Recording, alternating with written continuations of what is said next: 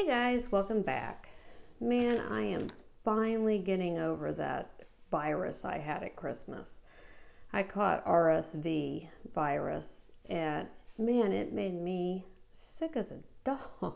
I couldn't talk for days above a whisper. That's why I haven't put out a video in the last couple weeks, and you could still hear my voice is hoarse, but I am getting better.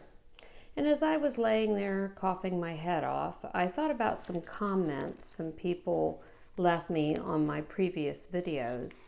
And they were requesting that I do some more basic videos, for like beginners. And then that led me to thinking about back when I was teaching. I used to teach cake decorating for about 5 years, I guess, 5 or 6 years. And I taught everything from beginners to, like 3-tier wedding cakes. And, I would have maybe 15, 20 people in a class at a time. And I was surprised. A lot of people, when they signed up to a cake decorating class, they had never baked a cake, not even a box mix.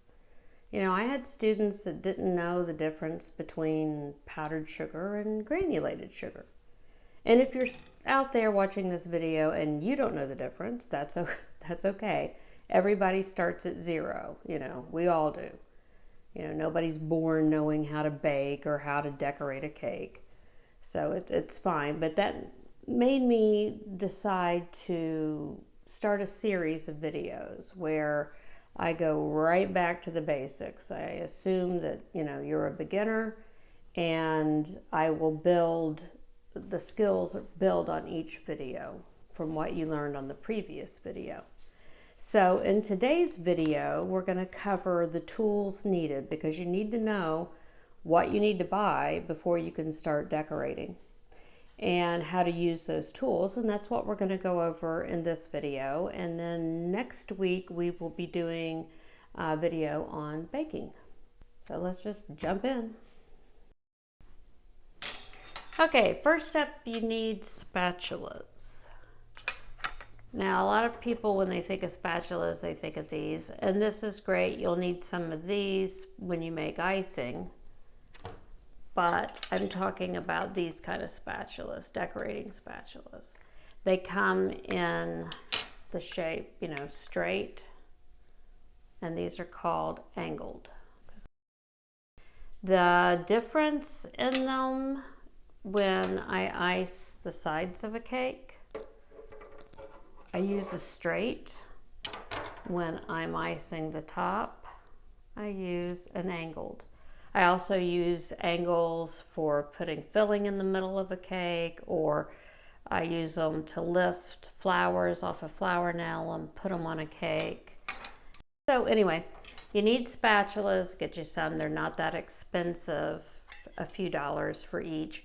I would buy both straight and angled because they're good for different uses. The next thing you're going to need is a turntable. I mean, can you decorate without one? Yeah, but it would be really hard. So you need a good turning turntable. It doesn't have to be this big. I wouldn't get anything smaller than a 12-inch though, 12-inch round turntable. Make sure it spins really well and quietly, or it'll get on your nerves. The next thing you need to have is bags. Now, bags come in like disposable bags. That's the ones I use 99% of the time, because you can just throw them away. I think they're more sanitary than trying to use the featherweight bags. That's these. These have to be washed in between each use. You have to turn them inside out and wash them. The plastic bags, like I said, the advantage is you just throw them away. There's no washing. But a disadvantage to them is sometimes the seams will pop and you'll have what we call a blowout, where the icing comes out the side. You don't want that. And technically these aren't that great for the environment because, you're throwing away plastic. The disadvantage is washing. It's hard to get the grease from the buttercream out. You have to turn them inside out and, you know, wash them under soap and water, but then really hot water to rinse them to make sure you get all the icing out, the slick greasiness out. You also need couplers. That's these. Couplers are pretty cheap. The advantage, or why we use couplers versus just throwing a tip in a bag, the couplers allow you to change tips without having to change bags. So say you've got red buttercream in a bag and you just did the border with a tip 21. And so you put this nice border on. Now you want to write happy birthday, let's say. Well, you need a tip 3 to do that. And all you have to do then is to, you know, take it off and put another one on. So it's very beneficial to have couplers. They're very, very handy. And they're very inexpensive. So definitely get you some couplers.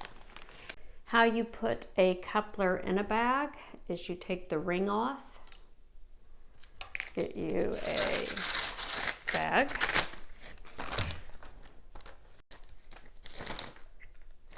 Drop the coupler in, bring it all the way down and push it down there tight.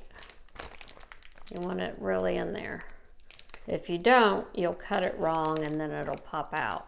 So then you take a pair of scissors and you see where that top ring is. That's where you want to cut. You don't want to cut down here. If you cut down here and you go to squeeze icing, everything will just pop out. So you want to cut right at the top. And I just take my my scissors and I just score it really good. And then typically you can just pull it off. And then you can put a tip on, secure it with a ring, and then you're ready to go. So you need bags and couplers, so get some of those.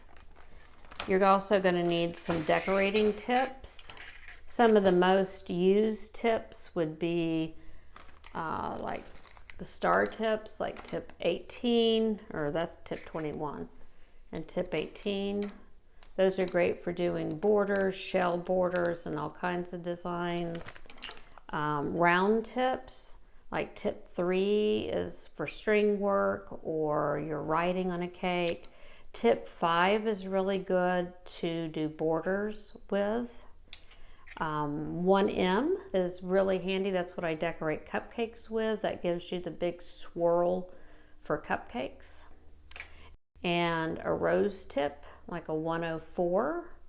And you can also do ruffles on a cake and some side designs with this tip. You should pick up a flower nail.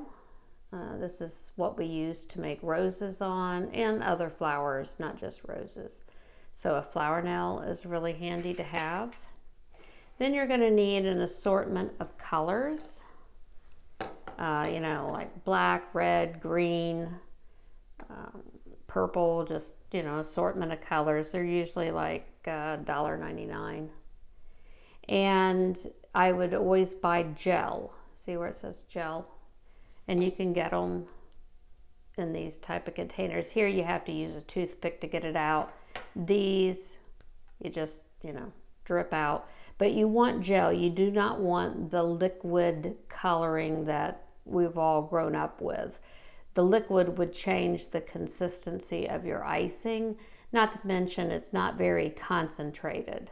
So always buy gel to use with your buttercream. So you'll need an assortment of colors as well. Other things you need a cake leveler. Can you level it with your hand and a serrated knife?